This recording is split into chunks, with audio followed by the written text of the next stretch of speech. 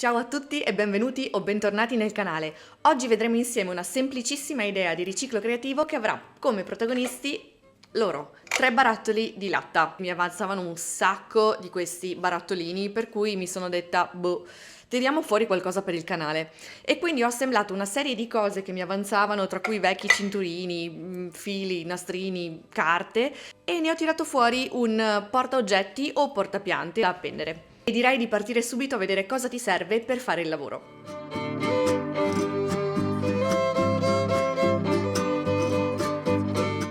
3 barattoli di latta puliti, mi raccomando, carta da giornale, carta di riviste o carta da scrapbooking, colla vinilica e pennello per stendere la colla, matita e righello, forbici, fili, nastrini, quello che hai a casa, colla a caldo e spago grosso. Io ho usato un cinturino di un vecchio paio di pantaloni. Ora che abbiamo tutto andiamo subito a vedere come si fa il lavoro.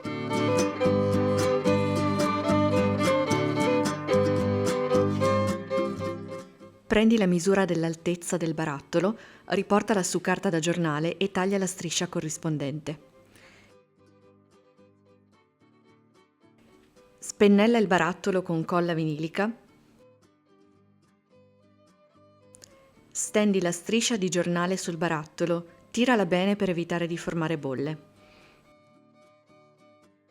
Taglia una striscia delle stesse dimensioni della precedente sulla carta con cui hai deciso di decorare il barattolo. Spennella la carta da giornale di colla vinilica e stendi la carta decorativa.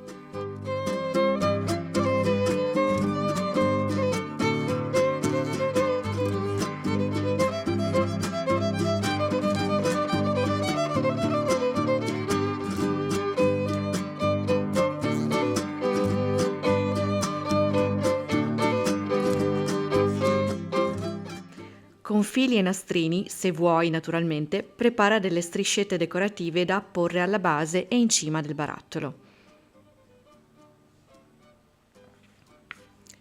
Uno dei barattoli è pronto.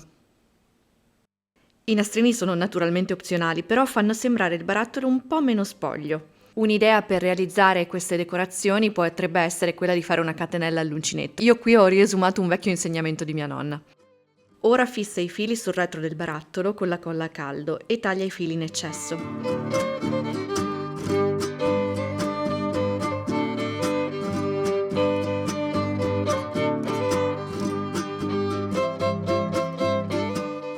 Ecco pronti i tuoi 3 barattoli. Ora passiamo a legarli insieme.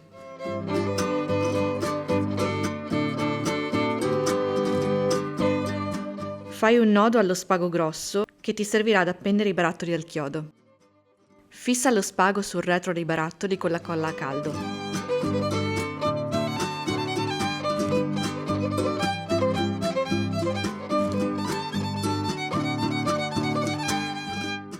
Prendi la misura che vuoi tra un barattolo e l'altro e prosegui a fare la stessa cosa con gli altri 2 barattoli.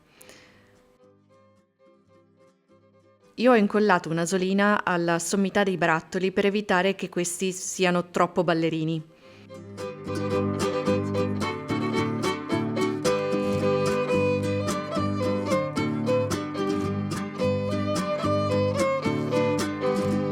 Il tuo portaoggetti è pronto.